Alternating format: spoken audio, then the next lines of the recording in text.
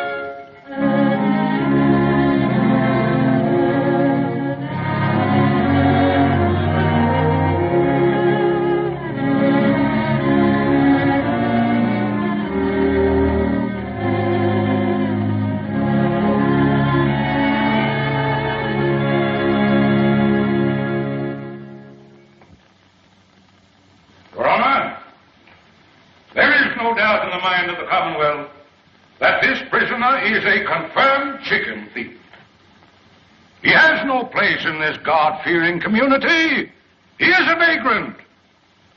He cometh from no man knows whence. Since arriving in our midst, he has been known to do no honest work. The Commonwealth of Kentucky asks, yea, demands, that he be adjudged guilty and sentenced to 6 months on the chain gang.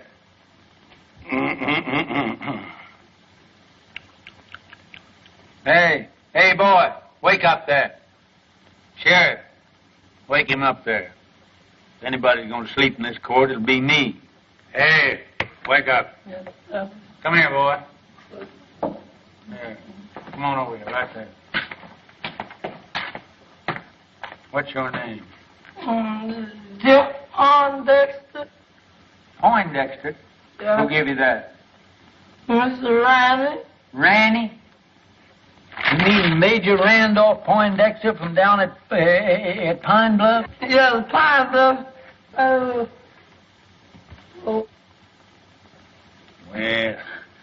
looks like you Poindexters is always getting mixed up with some chicken somehow.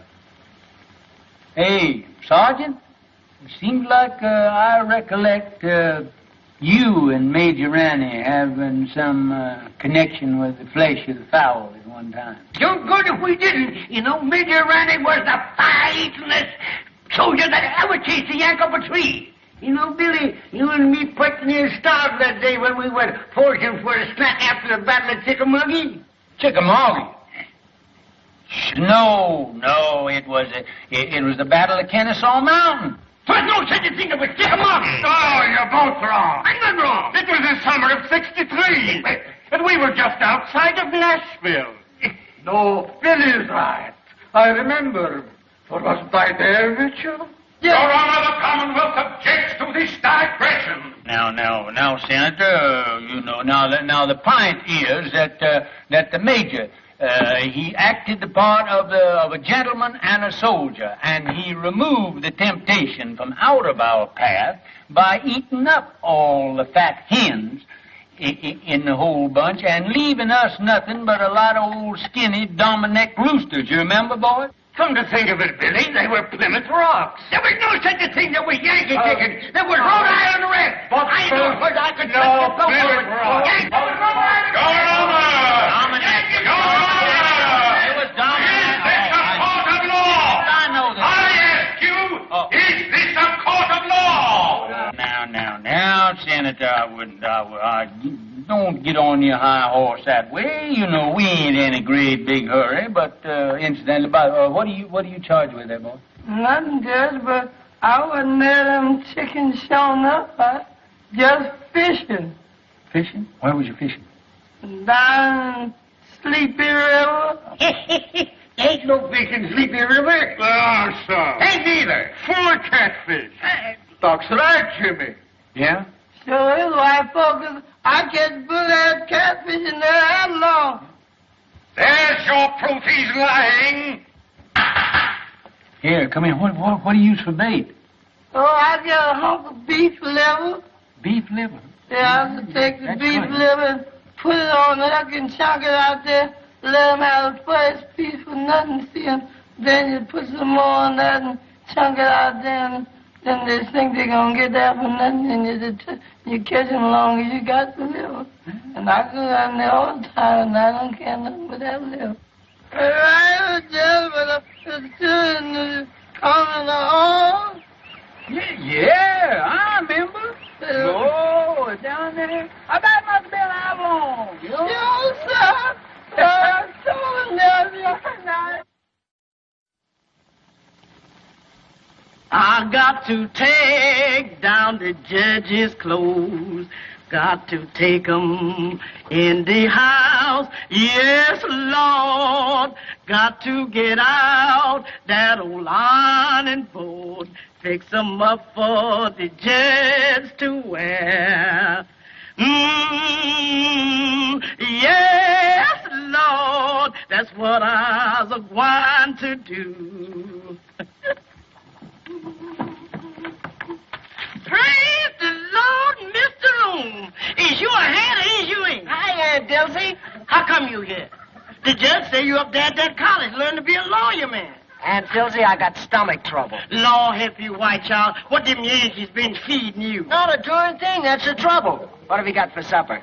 Mr. Rome, you stay here. Us is going to kill the high-stepness rooster in the yard and a great big bowl of milk gravy and grits. And waffles? Don't you worry none, honey. You's home now. Mr. Rome's home. Mr. Rome's home. Mr. Rome's home. Hey, Uncle Billy! Well, if it ain't wrong.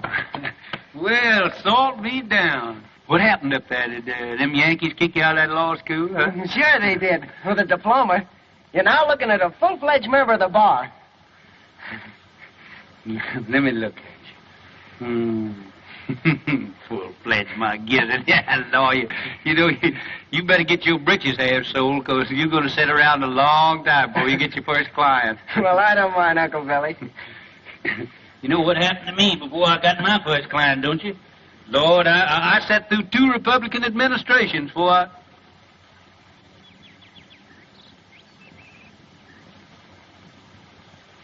Who are you playing? Oh, I'm just doing a little practicing here for the championship. I got Jeff here. He's doing the retrieving for me. Me and Herman Felsberg is going to play against Jimmy Bagby and Doc Lake. 2 of them balls down there, will you, Jeff? 2 games. Mm-hmm. Remember the last time? I'm going to show you what had happened to Jimmy Bagby now. If he's, just want to show you how far I can... Ooh, look at... Look at them Yankee shoes. You got all that, Jeff? Look at that.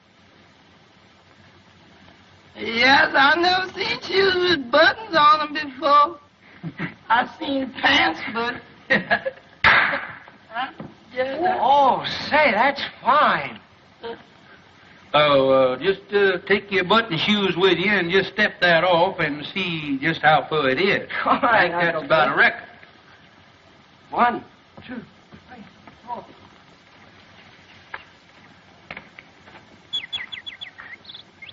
Hello.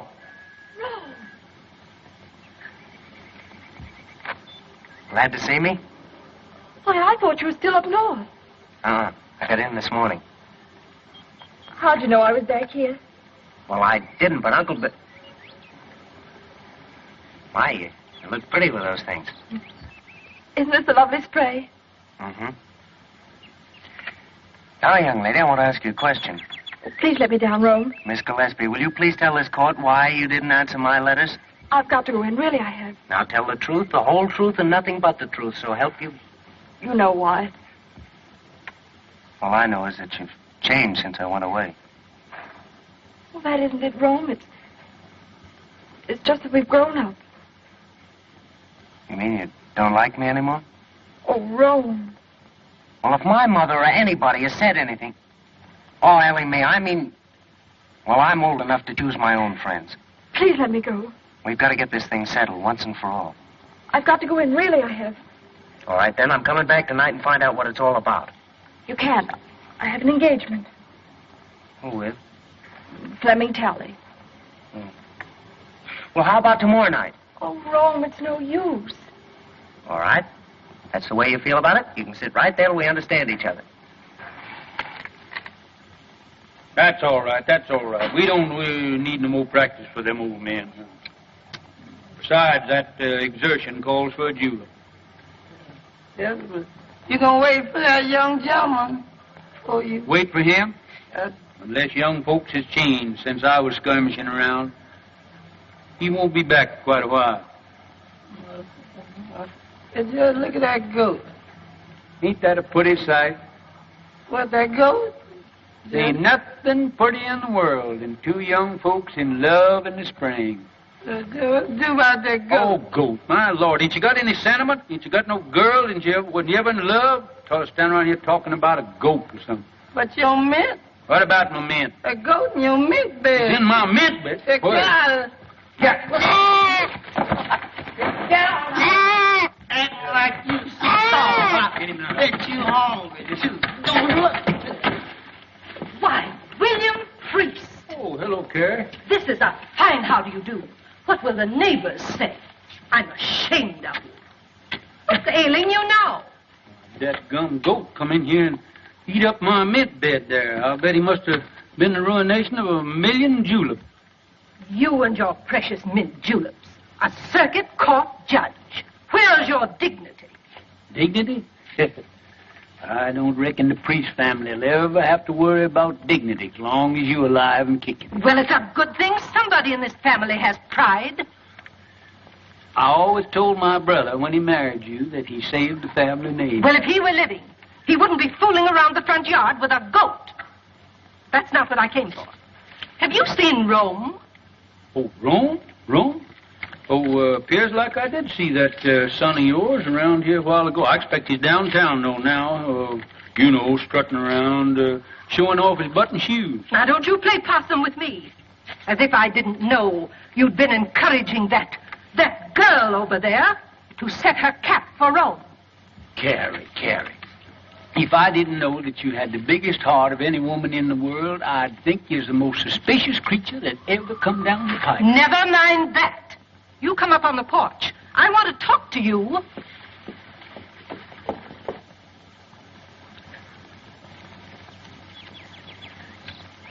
If I'd have known that's the way you felt about it, I wouldn't have hurried home so fast. I'm sorry, Rome, but after all, you have your career, your family, and everything in the world that matters to you right here. I don't think you care what matters to me. That's not fair, Rome. After all, I'm only telling you for your own good.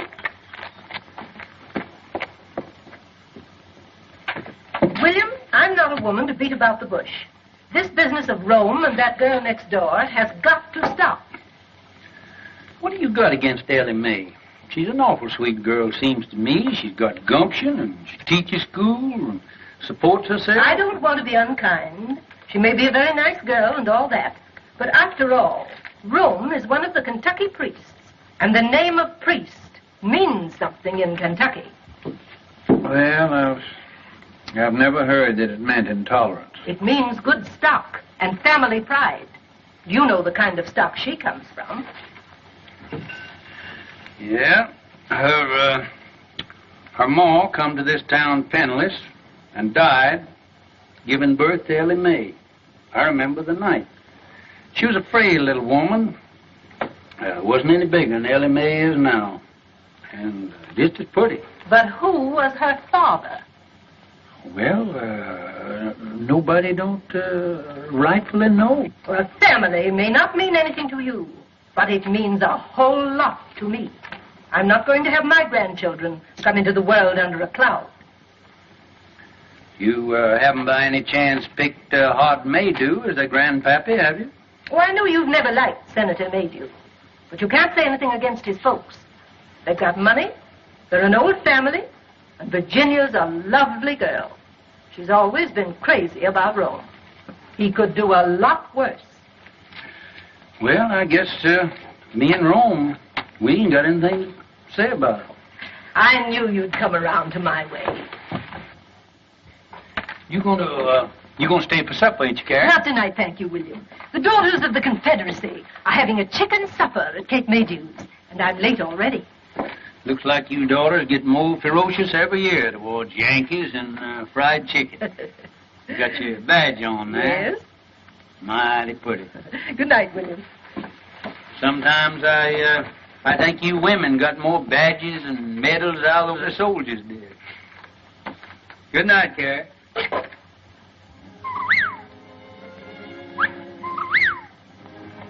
Listen, that old whippoorwill calling his mate. Him and his kin has been nesting around here for nigh on 30 years. It's a lonesome kind of sound, isn't it, Uncle Billy? Tis so. You know, the good Lord never meant for nobody, either man or bird, to live by themselves. Uncle Billy, why didn't you come and live with us after Aunt Margaret died? Oh, I never could stand your ma's cooking.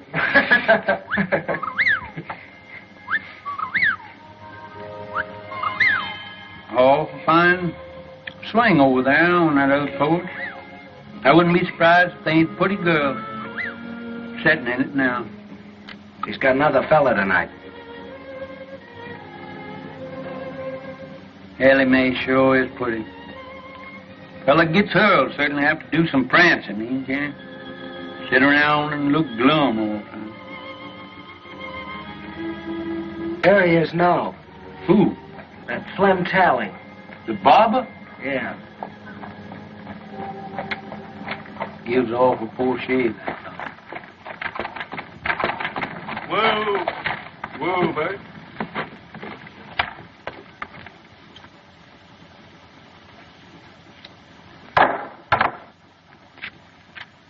Yeah, I am, honey. Here is the news.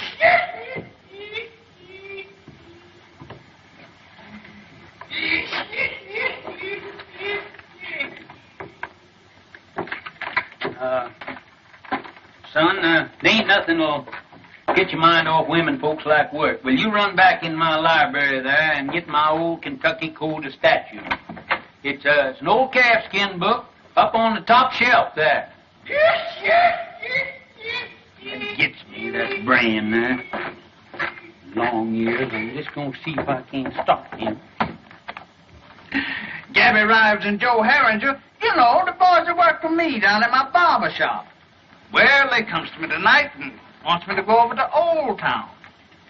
Some high-flying gals over there. But I tells them no. I can have all the fun I want right here at home. Now, guess who I was talking about? Couldn't I make you some lemonade? Lemonade? Sure, honey. And I got something to sweeten it with. Right out of the mountains and kicking like a mule.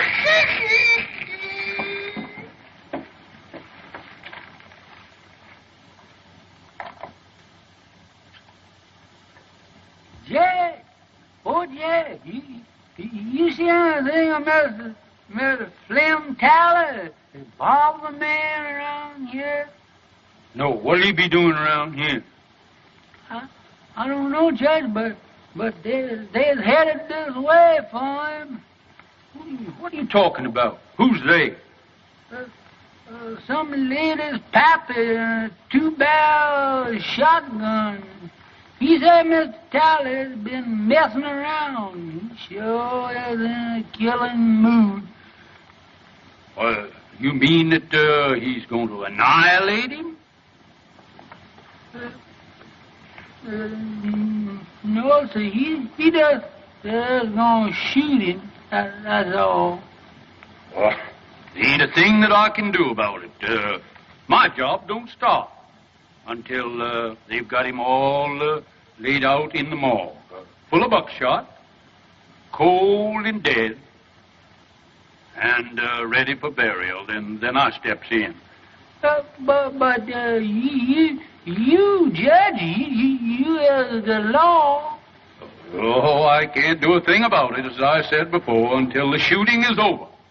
And then I'll certainly see that the murderer gets a fair trial.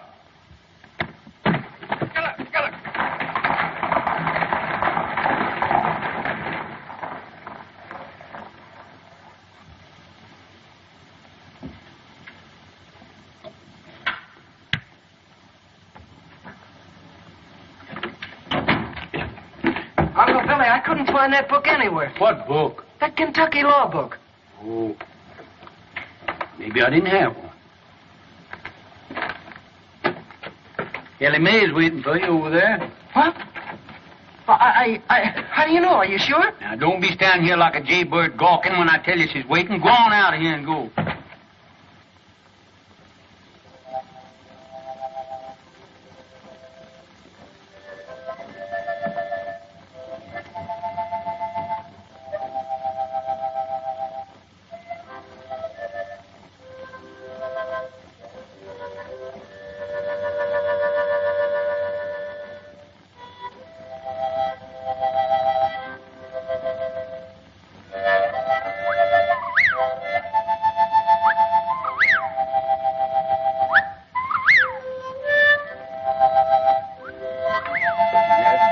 Whippoorwill. Mighty poor company on a night like this. Good night, Dad.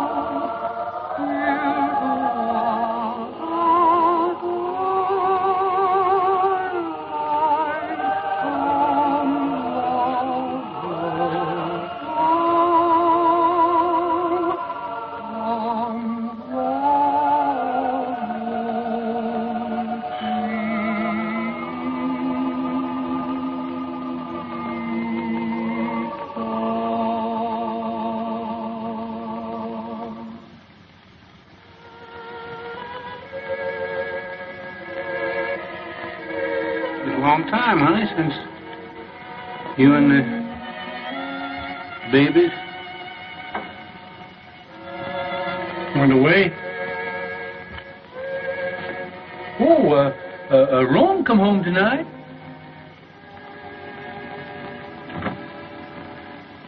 Little Robert E. would have been. He'd have been just the same age as Rome is now.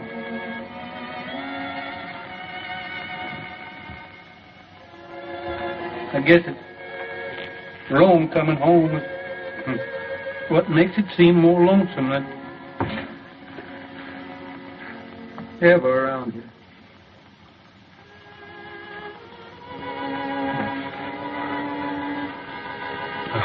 Funny, you know that fella that he enlarged that tin type. He sure did a pretty job. I wish you could see it, honey.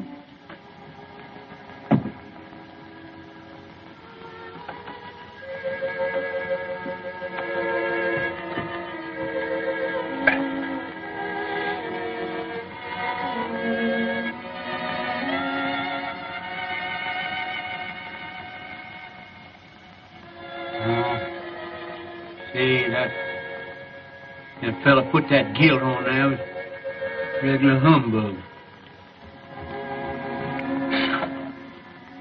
get that fixed.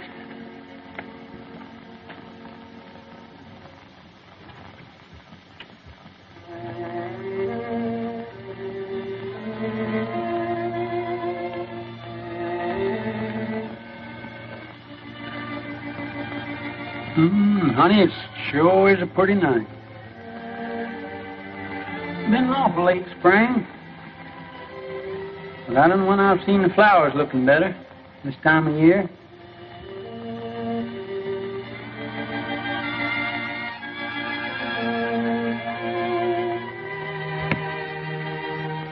People are funny things. Always got their eyes set on something. Rome, he's got his eyes set on Ellie Mae, and Carrie, she's got hers set on old Hard Maydew's daughter, Rome. Old Hard, he's got his eyes set on my job. Some of them's going to be disappointed. Them honeysuckles sure do smell sweet. Seems like I just can't get my nose full enough of them.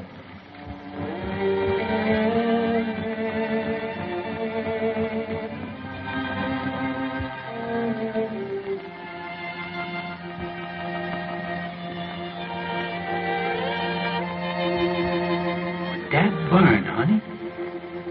There's Bob Gillis over there at the grave.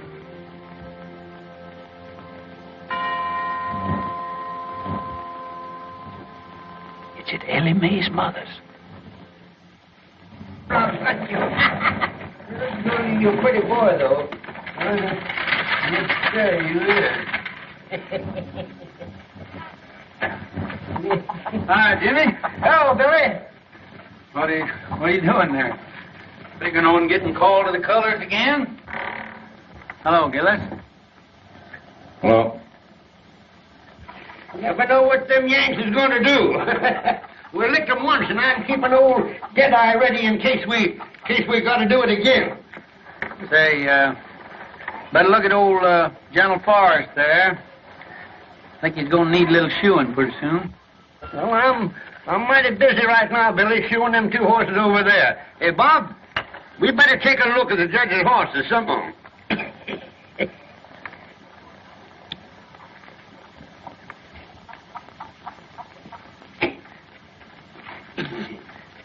Now, Snifter, good corn. You can smell the feet of the boy that plowed it.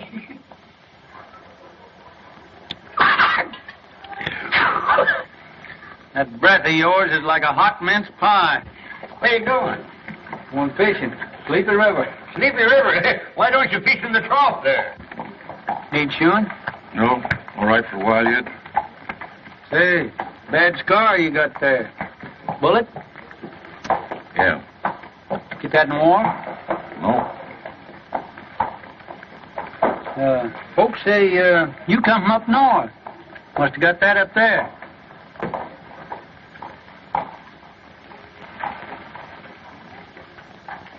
We'll talk to Jeff first, find out anything. Hey, wake up here. Somebody come along, steal the horse, and leave you sitting here holding the line.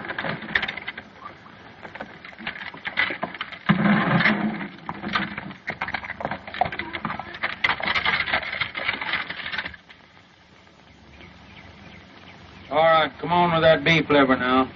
The bait is in a bait bag. Oh, let's keep it in head Hurry up now. and liver. Oh, gee, don't tell me you ain't got it. It looked like that liver them walked off by itself. Lord. Here. I'm going to catch any catfish and ain't got no bait. Take this dime now and hurry on back to town and get me that beef liver. All right, sir. Hurry up now. All right. Actually running now. This is the way it is. You going to put your shoes on? Look, I'm saving in case my feet go out. And then I have them. Much sitting around as you do. It won't be your feet that'll wear out.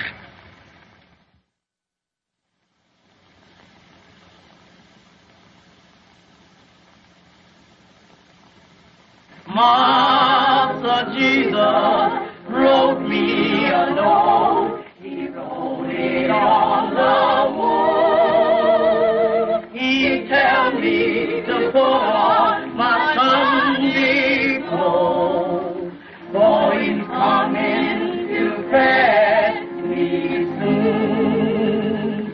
Master Jesus wrote me a note. He wrote it in a star.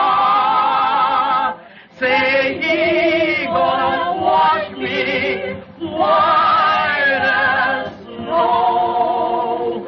Though I be as black as tar. Because I got a hat and this good old pretty vest hanging up in there doing nothing. Fine crab. Well, plague take you, I thought I told you to stay away from that vest. Yeah, but Judge, it got hung up on Yeah, you got my coat on there, too. Yes, but this old skunk coat. Skunk coat? I mean possum. What do you mean, possum? Rabbit. Rabbit? Say, listen, every inch of that is raccoon. Better be raccoon. I took it off a rich Yankee. Now you get in there and put them things away from there. Better get on over at that festival there. Dilsey might be needing you, too. How are you, Judge?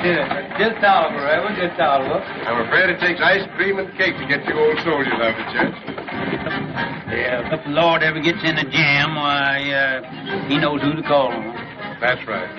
Going to church isn't everything there is to it. Evening, Senator. Good evening, Reverend. Good evening, Judge Breeze. Good evening, Hart. As one of our best churchgoers. Yes, it's surprising how far some men will go to get a few votes. Too bad we didn't get rid of him and get him off up to Congress there after him spending that term in the state Senate. I understand he thinks you deprived him of that honor. Me? Great Democratic Party and Thomas Jefferson. Evidently the senator doesn't see it that way. Tell me that his cases in your court have taken on the appearance of a personal feud now that he's a candidate for your job. Oh, I wouldn't say that, Ashby. But I am going to have to get out and do some mighty tall electioneering, you know. Hart he's a spellbinder in a silver tongue from way back. I'm just an old country Jake who kind of a baby kisser. I ain't got much to offer the boys in the way of rhetoric.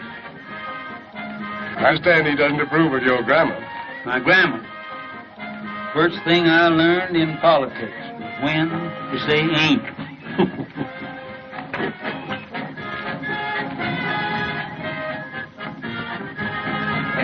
Speaking of ice cream, did I ever tell you about Shiloh? Didn't I? Wait a minute, Doc. Wait a minute. How did you hear this? Well, come here. Come on back here. What do you hear this? It was the eve before Shiloh, and them orders had to get across the river to General Beauregard. What did I do? I took off my clothes and I stuffed the orders in my mouth and I plunged in.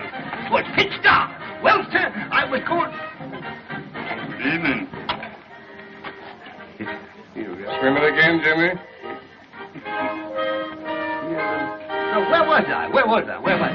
Right in the middle of the river. Yeah, yes, sir. There you're swimming in 12 miles to go yet. And there I was, swimming and swimming, diving under and around Yankee gunboats all around me, surrounded by Yankee gunboats, and me dodging them right in... Gunboats?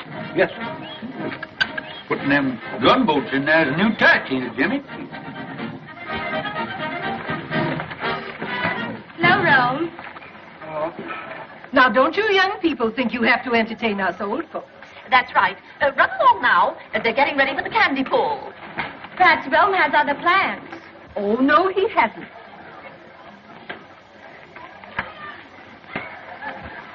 I declare, Virginia gets prettier every time I see her. And I know you're happy to have Rome at home again. Oh, he's such a nice boy. Don't they look fine together? Look at them, Horace. Ah, yes. Youth, beauty. Why, I remember when I first crossed the threshold of my young manhood and listened to the sweet murmurings of my heart. Oh,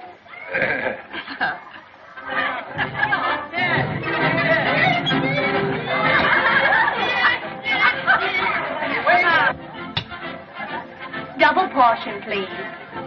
You have a full portion there. Oh, but we can pay for it. Can't we, Ro?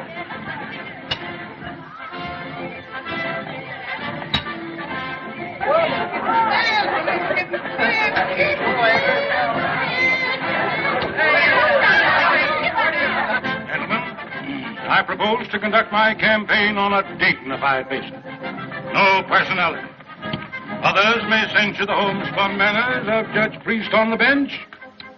Not I. Others may question the methods by which he has held political control of the county for a quarter of a century. Not I. Oh, gentlemen, merit alone will count in the forthcoming election.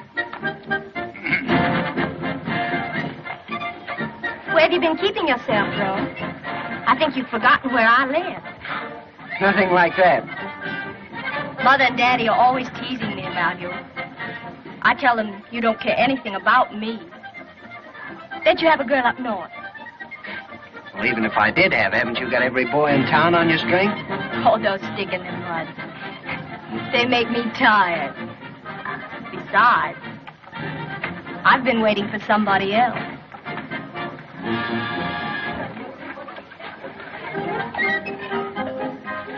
Attention. Say, what's the prettiest gal at the festival here, moping around back here by herself, huh? You want some taffy, Judge? I ain't much of a taffy puller.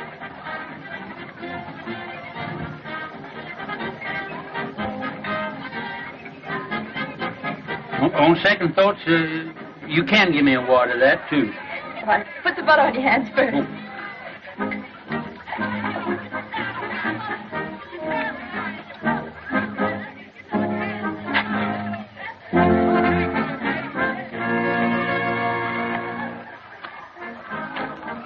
Oh. Uncle Billy.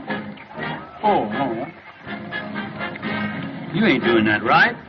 What's the matter with it? Here, let me see your hand. You ain't got no butter on there, no wonder. Here, let me show you. Here, put mine in here. Let me show you. There. Go on up there. Run on up there and put some more stickum on your hand there. Come on, right up there. All right, Uncle Billy. That's it. Now, here. Put that right over in there now. Now, here. Now, that's the thing. Candy pulling, you got to keep your mind right on it. See, look, that's how you're getting it all on your hand. Keep your mind on what you're doing there now.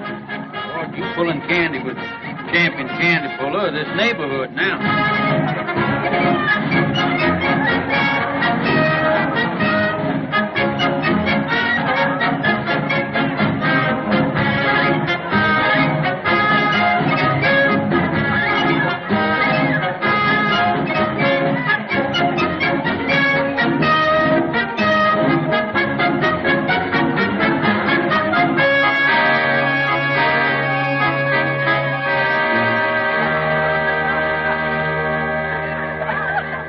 This is your fault. The sun shines bright in my old Kentucky home. This summer the darkies again.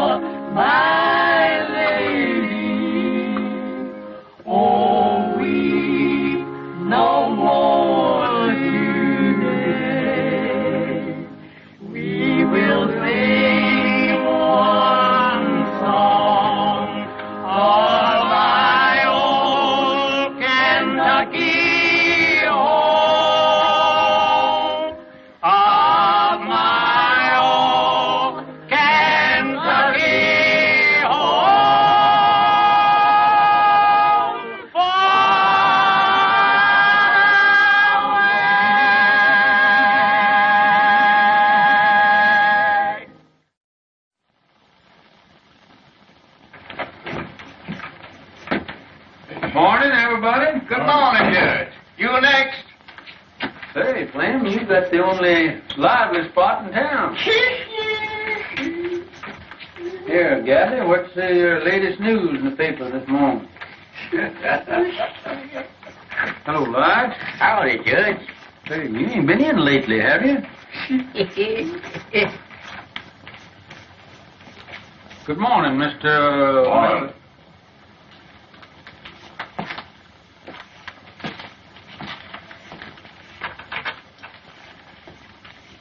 Nice day. Yeah. Oh, Flem, here she comes.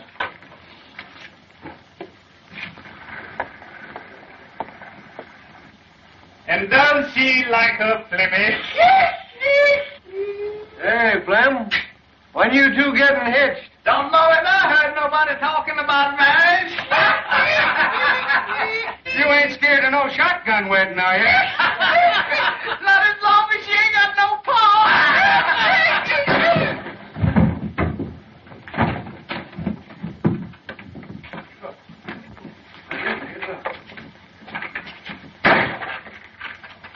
Say, that fellow's going to make himself mighty unpopular around here. That's right, Judge. Yeah. There's about 2,000 male citizens here that's going to be mighty sore at him. Yeah. When they find out that he punched you in the jaw before they could.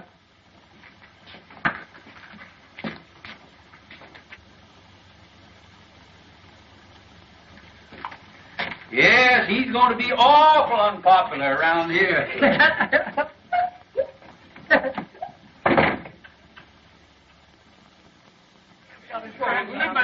We're not licked to the last shots fired. You ain't going to have no excuse. I got the grounds in All right. good shape.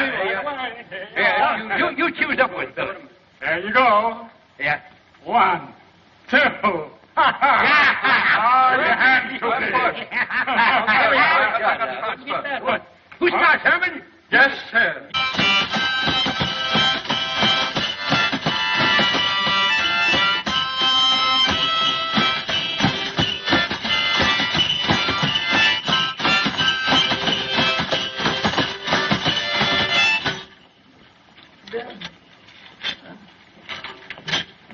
My wife and I live all alone in a country called our home. Don't put enough in that, just like mother and dad. Yeah, and I got to spare one of them. Desolate. She really. I ain't trying to tell you what to do, but I just say. Always think somebody trying to. Hey! Cut them monkey shines. How you expect a judge to win that croquet game with no solace in his stomach? Hey, Dusty, you done forgot the jug. The jug here. All right, you can't say I never told you now. Leaving somebody here with all this stuff. I bet she gonna blame me for... Don't see you around much. No. Kind of keep to yourself, don't you? Yeah.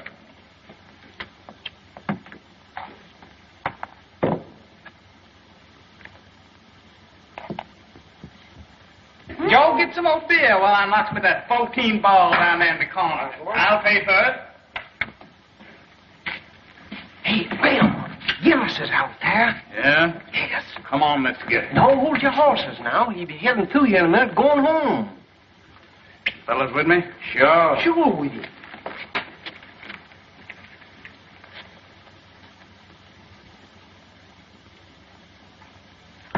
Another?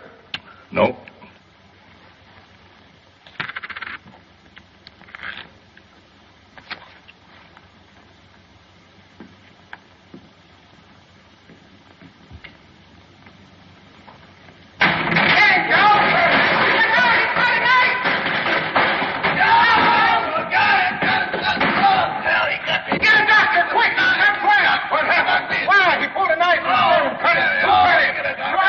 He cut Flem. We saw it. With a knife?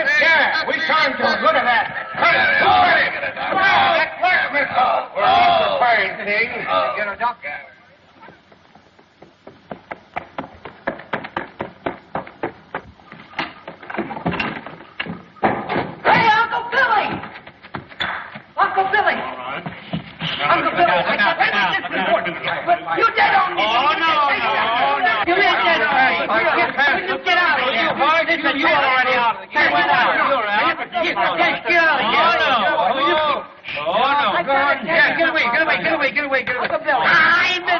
He missed it. Rome, please, will you? Wait, this is an important game here now. Keep still. We're censored. Let me talk to you. Golly, I don't see how the South ever lost the war with a guy that could argue like you did. Uncle Billy. What is the matter? You've already made me lose the game. Uncle Billy, I got a client. Oh, well, who is it? What's the matter with him? Gillis, you know, Mr. Bagby's man. Huh? What's that, Bob? What's he doing? He cut up Flem Tally. Yeah? And right after he gave himself up, he sent for me. Well, I'll be kicked by a mule. Did he cut him bad? Well, I can't tell yet. Gee, Uncle Billy, he sent for me. It'll be the biggest case in your whole court session, and I'll be defending him. Well, I wouldn't gloat too soon now. Oh, don't you worry. Hey, Ellie Mae! Yeah, I'm going to get down to the jail and see what that fellow's got to say for himself. I'm going to see Tully. Darn robbers, they robbed us out of there, Herman. Now, you better get on down there with me because you're liable to get a chance to go as bail. Ellie Mae! Ellie Mae, I got a client. Oh, Rome, I knew you would. Come on over. I want you to talk to Uncle Billy and tell you all about it. That sort of novelty, Herman. The barber getting cut up. Whoever cut him up couldn't have cut him much if they used the barber's razor. Where's Rome? I won't have it, that's all. He's getting mixed up with that kind of people. Oh, what's he done now? Well, he's done enough. Mother, what's the matter? Something wrong? If you're in the habit of discussing your affairs before strangers, I'm not. Well, Ellie Mae's not a stranger. Excuse me, Rome, I'll go. No, wait. All right. I have nothing to hide. Carrie, what's the matter? Have you been out in the sun too much? You shut up, William Priest. I hold you responsible for everything that's happened. Are you going to defend that man? Mr. Gillis? You bet I am. Oh, no, you're not. Mother, what do you mean I'm not? I suppose you know what's behind this drunken brawl? No? Well, then I'll tell you. They were fighting over that girl in a saloon. Mother, that's not so. Carrie, you can accumulate more misinformation in a shorter time than anybody who told you all this rigmarole. Virginia made you. Who? Virginia made you. Oh. She got it straight from her father. And brought it straight to you. She wanted to warn Rome. I know you've never liked me, Mrs. Priest. I know you've tried to stop Rome from going with me. And I know you think I'm not good enough for him. But let me tell you something. If Rome were half as mean as you are, he wouldn't be good enough for me. Well, of all things. Carrie, looks like you run second. Oh, no, I don't. If Rome's father were alive, he'd back me up. Rome's already got himself talked about all over town with this girl, and I'm not going to have him publicly defending her in court. Well, Rome, see how your mother feels about it, so looks like you lost your first client. It's certainly hard to get, too. No, Uncle Billy, I haven't lost anything. Rome? Mother, I think I'm old enough to know my own mind. I said I'd defend Mr. Gillis, and I'm going to go through with it.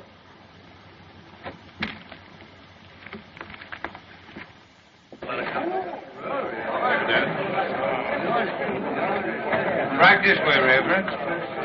Have that chair there, please, sir. Hi, Harry. Hi, Luke. How are you? Hi.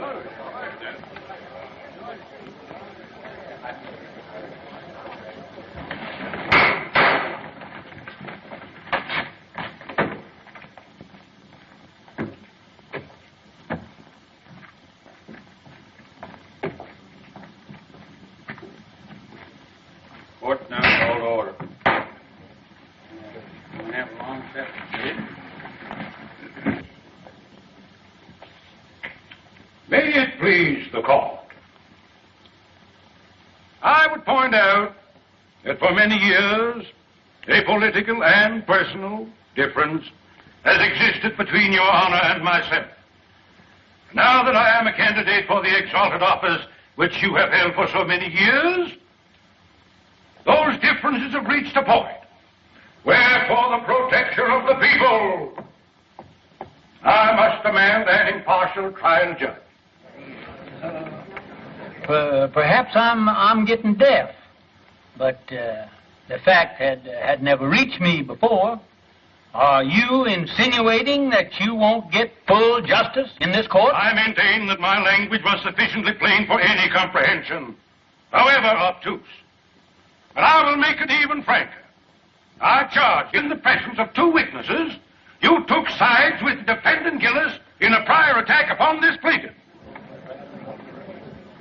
I've been sitting on this bench for nigh on 20 years, and nobody has ever asked me to step down. I'll file an affidavit of prejudice. That won't hardly be necessary. Then I call upon you, Judge Priest, to vacate the bench during this trial and yield your place to a qualified judge.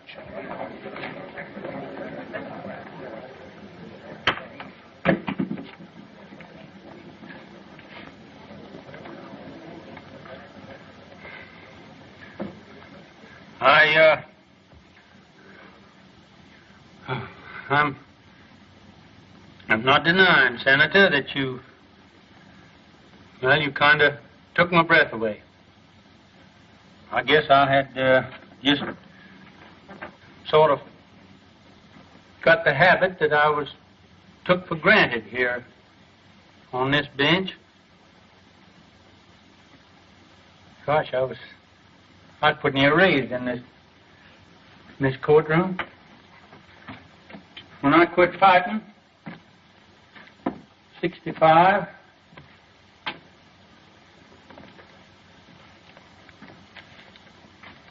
For what we thought was right. I kind of calmed down. Found out I couldn't lick the whole United States. I come back here to my hometown and I put up my shingle. It wasn't long before I was sitting on that bench.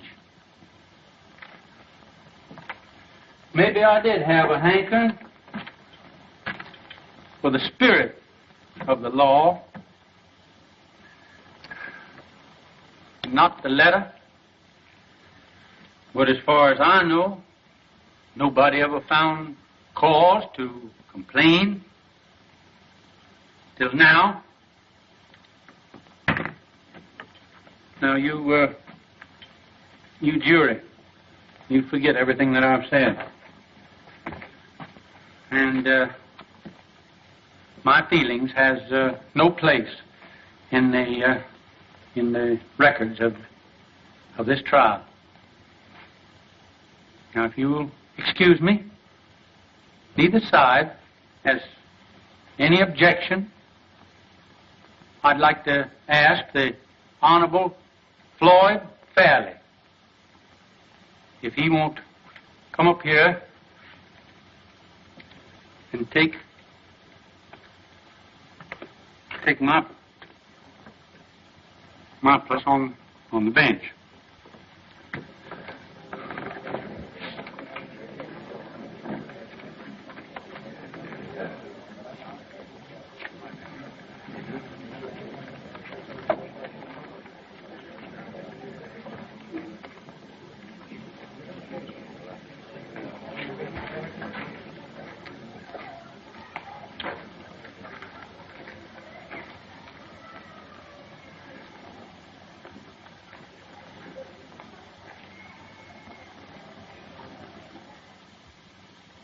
Well, what happened then?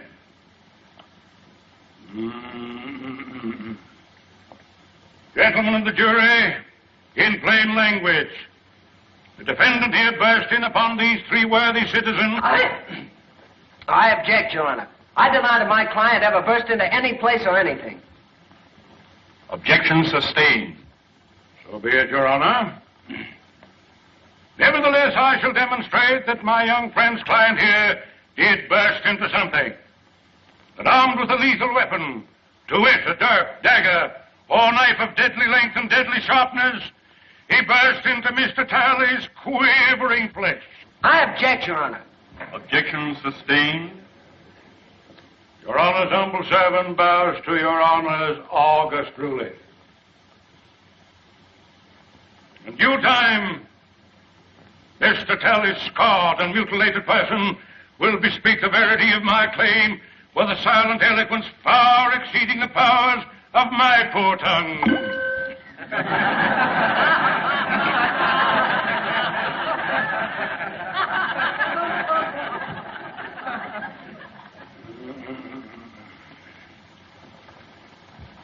We was playing bottle pool when he come in and attacked at me. Didn't you attack him with a billiard cue? Not until after he come at me with a knife. Well, it's just like Clem says.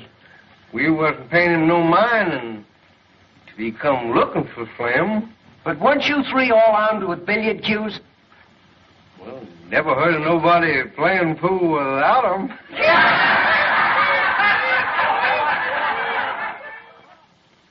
It's just like Flamin' Joe says. He come in looking for trouble. You don't like the defendant, do you? Who does?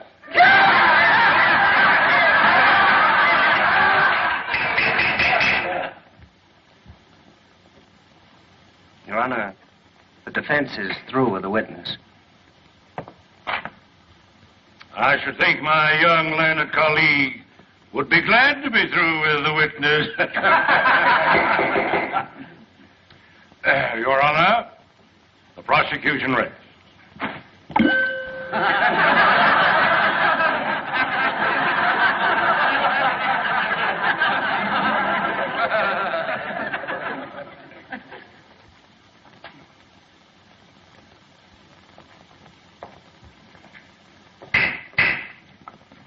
Before the defense proceeds, this court recesses for half an hour.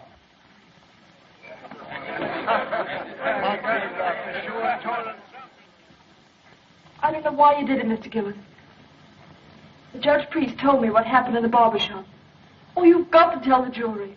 They'd never convict you in a million years if they knew you were defending a girl's name. Don't you see? You can't think of me now. You've got to think of yourself. Look, Mr. Gillis, I don't want to bring Ellie Mae's name into this thing any more than you do. But she's right. They can give you 10 years for assault. And the way Maydew's working on the jury, they'll give you the limit. Well, you've got to tell the truth, Mr. Gillis. Don't you see? You've got to. I ain't going to tell him anything.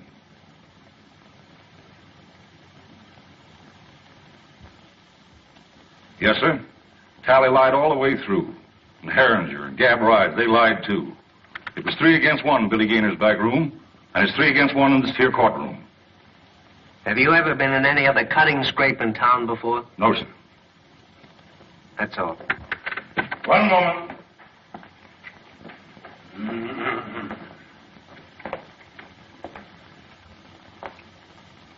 Where do you come from, Mr. Gillis? I ain't a saying. You aren't exactly what we Southerners would call a sociable person, are you? I mind my own business. Precisely. Except when you go looking for trouble. I don't go looking for trouble. But I ain't the one to run away from it. How long have you had a grievance against Mr. Talley? We had a run-in a few days before he jumped me. Oh, run-in, eh? And what was this run-in about? Well, come on, tell the jury. What did you hate him for? I ain't a saying. Then you didn't have any reason for knifing. I didn't say that. Well, make up your mind. Why did you hate him? I ain't a saying. Your Honor. Anything further? That's all, Your Honor. The defense rests.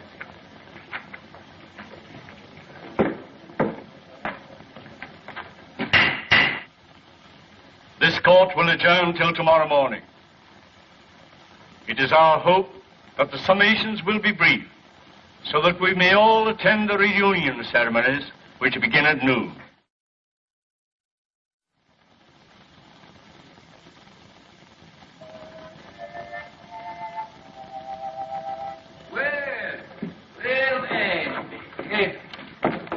Hey, this is a pleasure.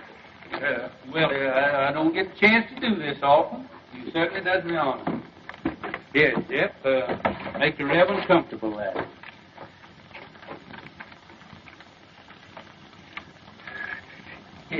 It looks like you kind of caught me red-handed there. Could I, kind of inveigle? Been a long, tiresome day, and it's mostly mint. No, thank you, William. I appreciate your sympathy. You know, I kind of thought that you'd be working on your Memorial Day address for tomorrow. Oh, that'll take care of itself. What I'm worried about is this poor devil of a Gillis. You know Gillis?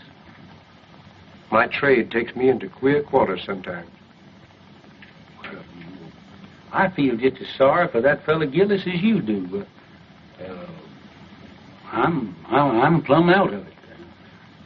Hart got the best of me. He sure did. The case is closed. It's all settled. I don't think Hart will, he'll be fool enough to reopen the case for nobody or nothing.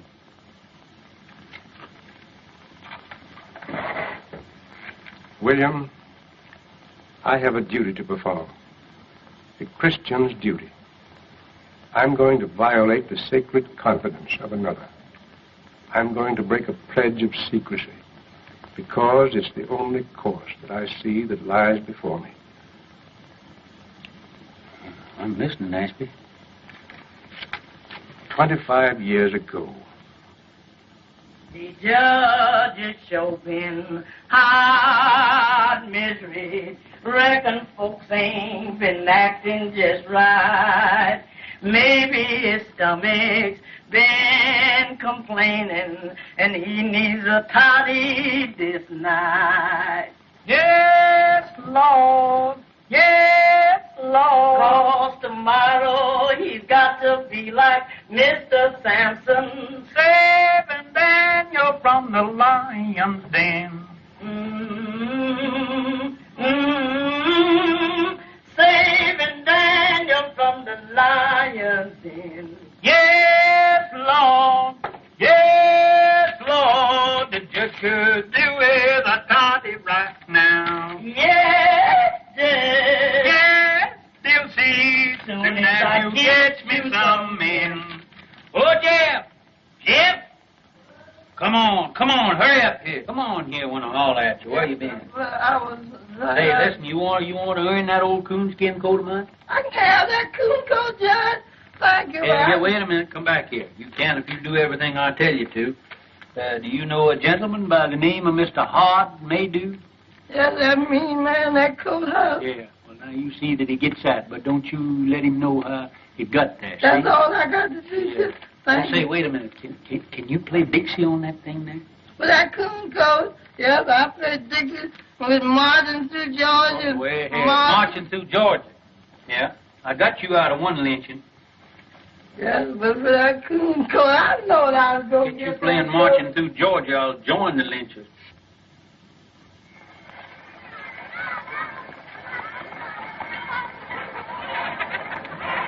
Hello, children.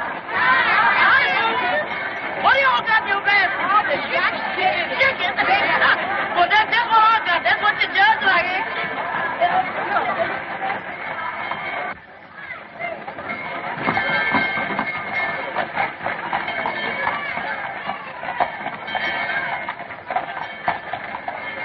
Hey, the jury's coming in. What? Hey, Lem, come on, the jury's coming in. I'm telling you, Sheriff, we've lost the bass drum. How could you lose a bass drum? Someone stole it. We need it for the parade.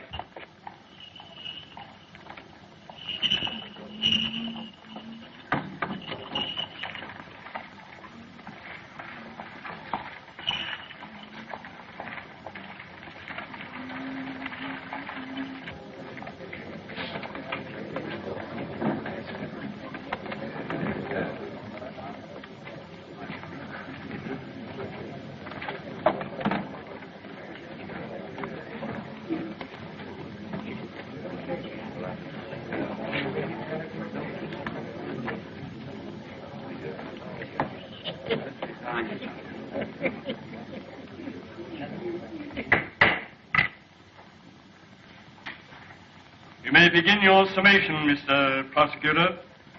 May it please Your Honor. Since adjournment yesterday, certain information has come into the hands of the Commonwealth, which, in the interest of justice, impels me to reopen the case. The Commonwealth desires to recall the defendant Gillis for further cross-examination. Very well, Mr. Maydew. Proceed. Robert Gillis, take the stand.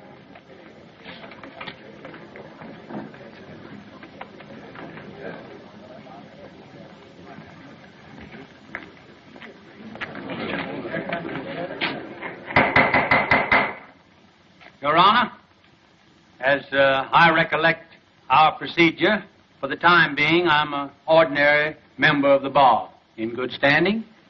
Not ordinary, sir, but absolutely in good standing. Thank you, sir. Thank you kindly. Then I have the honor of announcing myself as Associate Counsel for the defense. Seeing as the case has been reopened,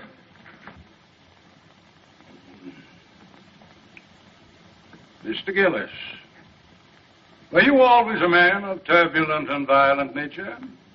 I always left them alone as left me alone. Is that so? What was the name of the man you once upon a time murdered?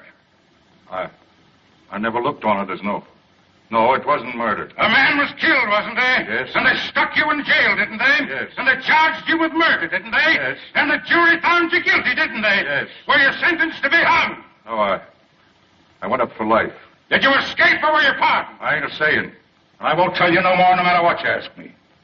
You don't need to. Judge Priest, your witness. no questions, Your Honor. But, Uncle Billy, Hasn't the defense any evidence to offer in rebuttal, Judge Priest? One character witness, Your Honor. Mr. Clerk, will you kindly call Reverend Ashby Brand?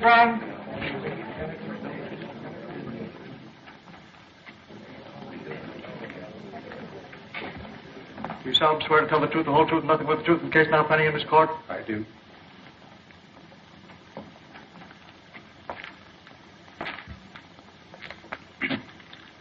Reverend Brand, before you come to this town, what was your occupation? In my early manhood, before I took holy orders, I had the honor to be a captain of artillery in the late war. In the War of the Rebellion? No, sir. The war for the Southern Confederacy. Yes, sir. You're right, sir. That's right. He's right.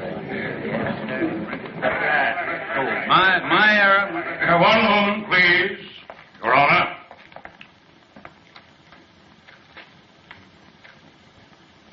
I yield to no man in love and everlasting devotion to that sacred lost cause for which my people fought and bled. But though I cherish all those dear and everlasting memories, which even the bare mention of that great conflict must awaken in every true Kentuckian's bosom, I fail to see any possible connection between this reverend gentleman's military record and the guilt of this man Gillis.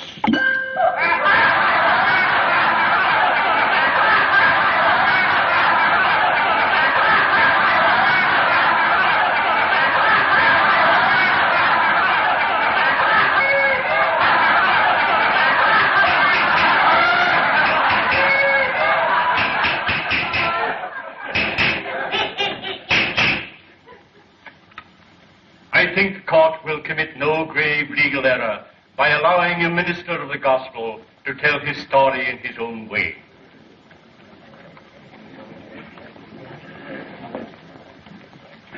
Meander along, Reverend Brand. As many of you know, I am a Virginian. On the day my state seceded from the Union, I enlisted.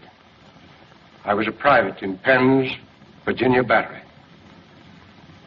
By the latter end of the 3rd year, I was in command of that battery. All the officers ranking me had been killed or disabled. We lost heavily at Chancellorsville. At Fredericksburg, we were almost wiped out. We kept our field pieces. We kept our pieces until the end. But we had not sufficient men to man those guns, nor anywhere to turn for more men. There were no more men left to come in. The Confederacy, in '64, was robbing both the cradle and the grave for cannon fodder. Well, sir, I got temporary leave and went to Richmond to see our war governor. I said to him, "Sir, I've come to you to ask for men to serve my guns." He laughed and said, "Tell me where they're to be found." I said, "Among the chain gangs from the state penitentiary." He said, "You've come too late, young man. I've freed every convict that might conceivably be trusted with freedom. There are left only the lifers, and I dare not turn them loose. They are working under guard, building defenses for you to fight behind." He opposed me, but I argued with him. Finally, I won. He gave me authorization, signed it, and with his own hand affixed the seal of the sovereign state of Virginia. I rode back to the line, sir, and I found my chain gang. I told them to drop their tools and line up before me. I told them, if you go with me, you go to face a hell of destruction and suffering and death. But I said, if you do go, you go as free men, as soldiers of the Confederacy. Your past will lie behind you, and your future, if you survive, is in your own hands. And I promise you this much: if you stand fast, if you do your duty, if bravely and honorably you acquit yourselves as men, then such of you as live through to the end, and some of you will live, are not to come back to this.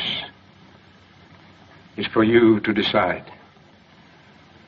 Those who remain behind, stand fast. Those who come with me, advance one pace. Gentlemen of the jury, I tell you, they came at me like a wave from the sea, every one of them. And as time went on, they won for themselves the name of the battalion from hell.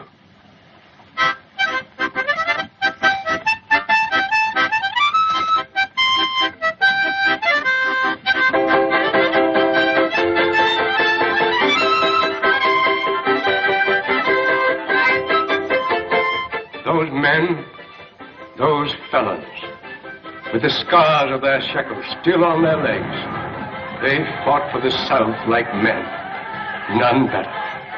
And they died like men, most of them.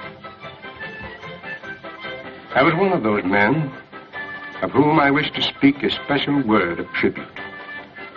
He stood out for his courage and his fidelity, for his worth as a soldier and a man, most of all, for his invariable truthfulness under all circumstances. He was from the mountains of my own state, a man who spoke little but did much. I saw him once go out under fire during a battle to rescue at his own risk a wounded Union officer who lay there helpless between the lines.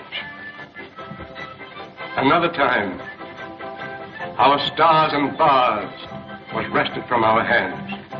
We fought breast to breast that day. This man of whom I'm speaking threw himself on a riderless horse and rode into the thicket, and by the grace of God came galloping back from the jaws of death, our colors clutched in his hand.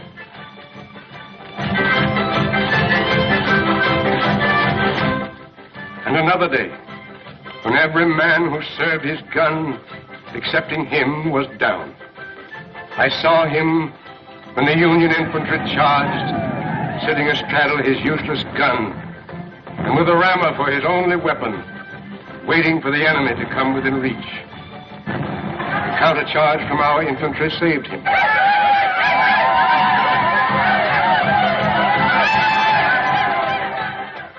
But he had stood fast, and he was alone. After the surrender, I kept his secret, and kept it to this very hour. Though I've seen him daily at his work, watching over his daughter, providing for her education through me, all unknown to Ellie Mae.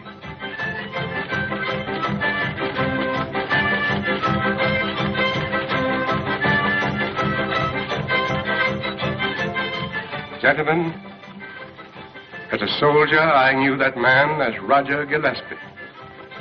You know him by the name he now wears, Robert Gillis. Hooray for Jeff Davis, the Southern Confederacy, and Bob